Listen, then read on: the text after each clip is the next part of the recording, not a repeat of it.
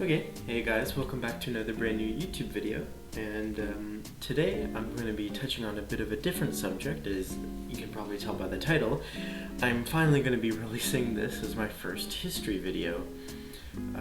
I said last weekend that I was going to be touching on history this weekend, and I finally got the idea of what to do it on, because I was really judgmental on whether to do it on musical eras, the history of blues, more modern music, well, not really history, but basically some information about modern music, the rise of technology. And I said I would rather start it off as my music teacher taught to me, and that is some of the most basics.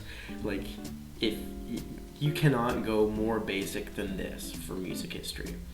And I thought that would be a great introduction for you guys, and I hope this video paves the way for history videos in the future, which might actually be modern music or the rise of technology. The history of jazz might have to wait, because I have to keep researching for that, because I lost all my exam notes on those. But anyways, today we're going to be talking about the 6 musical eras, and if you don't know what that means, I'll explain it to you right now.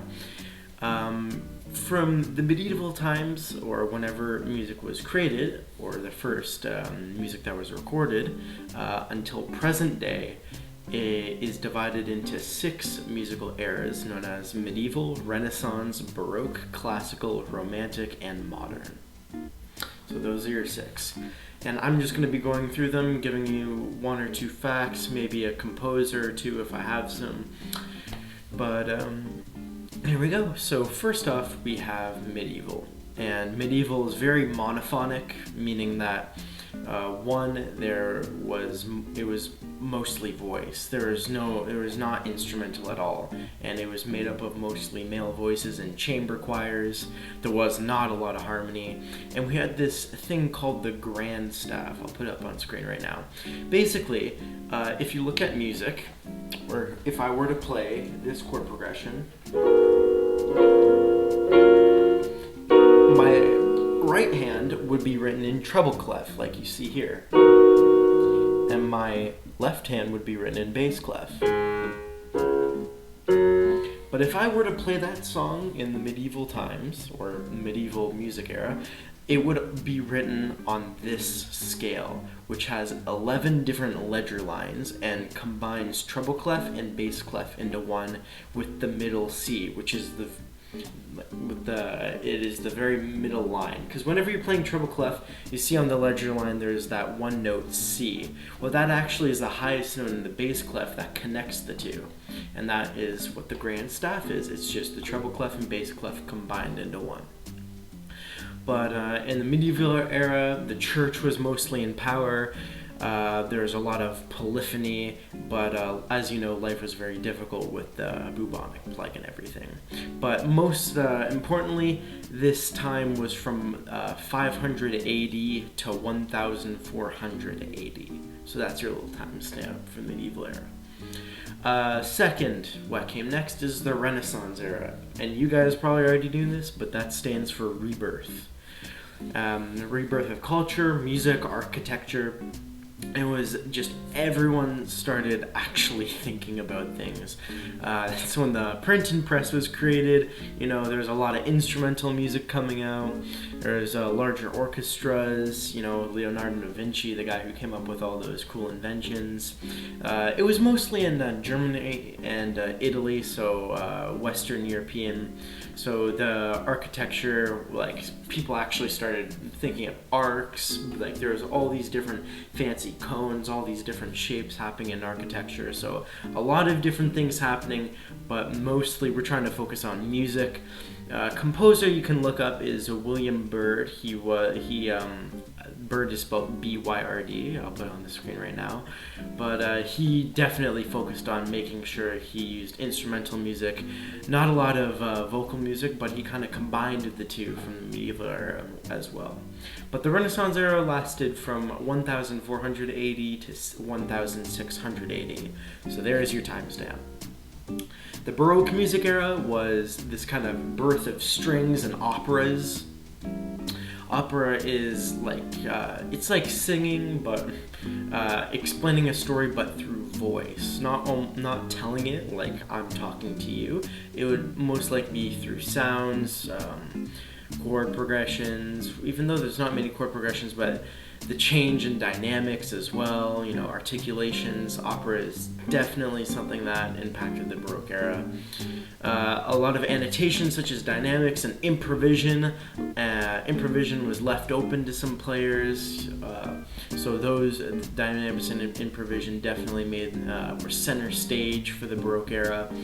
But in the Baroque, there's over-the-top art such as like wigs, clothes. It included feathers. The rich definitely controlled most of what happened in the Baroque era. But some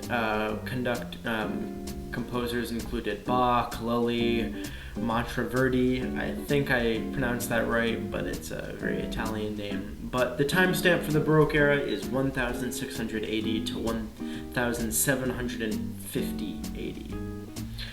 Next, we have the classical music era.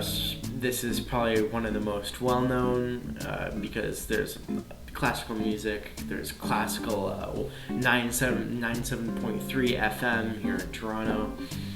So it's very well known. As you probably know, it's a lot more structured than if you were to listen to Baroque, Renaissance, and especially medieval. Classical is one of the most sophisticated. It was during the Napoleonic Wars. There's definitely more instrumental music, but this is kind of when music started to stray away from the church. There's things called virtuosos, concertos. Piano was introduced. This is when piano was invented. Church no longer controls anything, but it was way more important, but it's still relevant. There was individualism as well in this era, which is really important. But some composers included Mozart, Haydn, and Steinmetz. And their timestamp for this era was 1750 AD to 1820 AD. That is very controversial, but that is one of the best timestamps I could get for you guys. Next, the fourth is the Romantic Era, and by its name, you could probably tell it's going to be very emotional. Orchestras and everything were very big.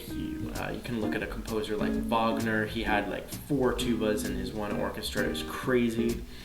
Wagner actually invented a new orchestra, like a new tuba, and he put it in his orchestra. You can look that up. That's very important for this era. Nationalism was also introduced. It was the end of the World Wars, which is very important for understanding. Naturalism was here. There's no more wigs. You can kind of throw that away. That kind of stopped happening after the classical music era. But there's a lot of focus on nature, mythology that was introduced in music as well. So all in all, very important music era and very important transition between classical and modern music era. But in Romantic, some composers to know are Chopin and Brahms. The timestamp for this one, this music era, is 1820 to 1900 AD. And last but not least is the modern musical era. And most, how I learned about this is it was divided into 5 threads. As you probably know, it is from the 1900s and is controversially going on to present day because of these 5 threads. So first thread is neoclassical, and this is the name given to Western classical movements and decorative and visual arts like literature, theater, music, and architecture. And this was like to draw inspiration from classical art. So that was going on during the modern era, or quote unquote still going on. There was this whole different idea of experimental music. There was like this, I forgot the song's name is, Penderecki, I believe. Penderecki, I'll put it up on the screen, but this was Trinity for the Victims of Hiroshima. That was like one of the first experimental songs made, but it was one of the most important. There's this atonal idea of a song not being written in one key or one mode. or it lacks a tonal center. So like that can either say that it can follow the 2-5-1 jazz chord progression, but it kind of changes keys from, if you're playing in C major, it could change to G major, or it could change to D sharp or D minor, like I just played. You can have a song that changes into all those different keys, and it could be described as atonal. The third thread is impressionistic, which means the song sounds classical, and it almost tries to be like the artwork. The impressionistic artwork is I don't know how to other way to describe it other than taking a paintbrush and making like little paint strokes into making like a large picture. I'll put an example up. Picture will explain it way better than I can. But last but not least, you probably guessed it, the last thread is electronic and new technology coming out, such as EDM. EDM is was definitely on the rise in the early 2000s. Hip hop, rap came out, all that happened. New recording, new ways of recording, better audio quality. Everything has to do with electronics and technology that happened in the modern music era. But before I head off, two very important composers in the modern music era included Stravinsky and Stockhausen. But yeah, those are the 6 musical eras. So I hope that gives you like this nice base of music history, and I'll definitely touch on each of these individually, maybe in future videos, or I'll include them in future history videos, especially the jazz history one. That is very important with these 6 musical eras. But I hope you see now where music came from, why it is important, and how it turned out to be the way it is today. I tried to explain it so that you could see how things evolved over time, such as like harmony, how that evolved, how polyphony, how the church kind of evolved over time, and how it became, quote, less relevant in music. But overall, I hope this explained most of history for you. I hope that made everything clear. Watch out for next week's video. It might be history, might be playing tutorial. You'll just have to wait and see. I hope this comes out by Saturday.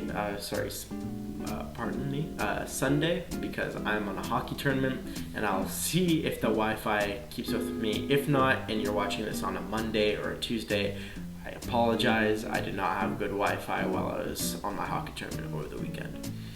But that's that, and hope you guys enjoyed the video, and I'll see you guys next week.